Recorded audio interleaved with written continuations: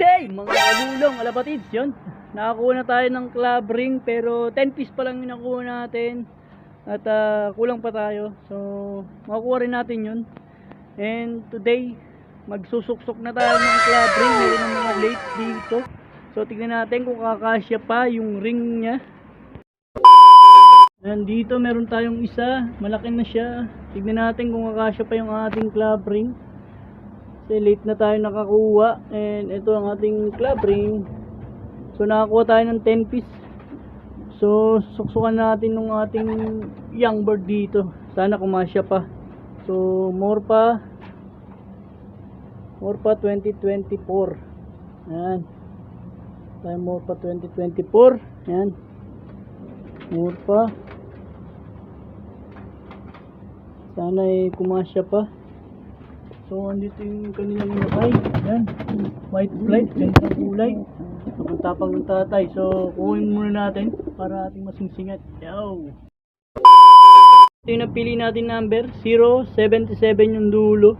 Para si 77 na yung ating ipapangalan sa kanya. So, kunin na natin. Let's go! A few moments later. Ito ng kulay, mga gulong. White flight. Batman. So first time natin magkaroon ng gantong kulay na pliers natin at pang young bird natin para sa ating derby. And medyo malaki na yung paa niya, mga gulong yan. Sana kumasya yung ring. Suksok na. Let's go. Masikip na. Pero nailagay pa natin. Ayan siya. So ito na si 077. Ayan. 77 na yung papangalan natin sa kanya. Ang ganda ng white plate niya. Of color. Mga galing. Kabilaan. Oh. Ganda na nilabas. So ang magulang niya is Herbot Koopman. Ayan, tatay niya Herbot. Finisher natin ang last derby natin ng Alcard. Ayan, 315 km. So sana mag-provide sila ng maganda. Pagtipad din ng maganda yung inakay nila. So ayan yung tatay. At ito naman yung nanay, yung Koopman natin na hen, stock bird. Let's go. Sa iba naman, punta tayo rito dun sa dalawang pula natin. Titignan natin. Yan, sisingsingan na natin to.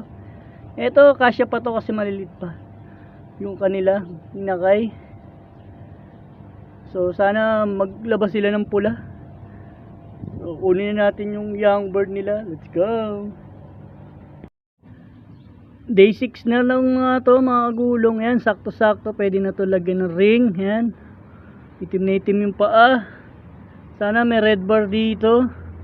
Sana makapaglabas sila ng pula. Sana may pula. Sana parehas pula. Yan. Pero isa kakaiba. Masyadong maitim. So lagyan na natin ng singseng. Let's go.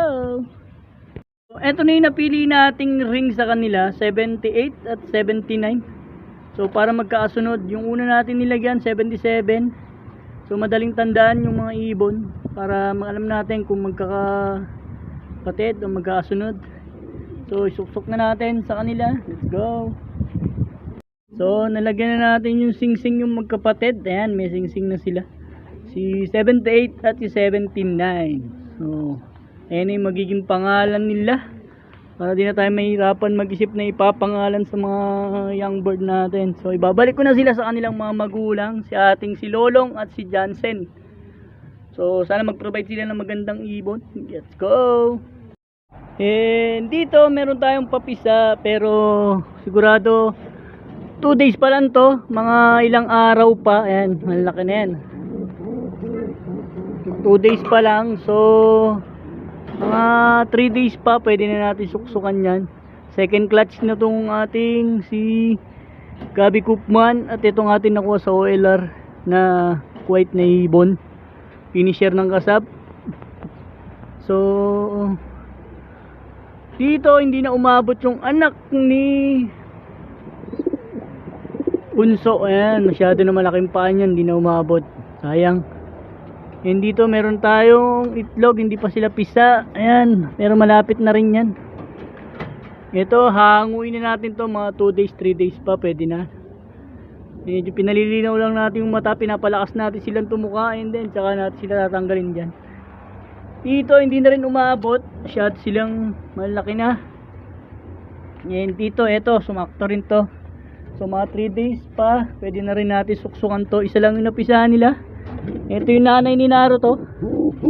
And yung ating hairbot na checkered white light, kapatid ng ating finisher na blue bar white light na hairbot din. Yan. So sana maganda rin yung ilabas nila. So parang ngayong update natin, yun lang muna mga lapatids.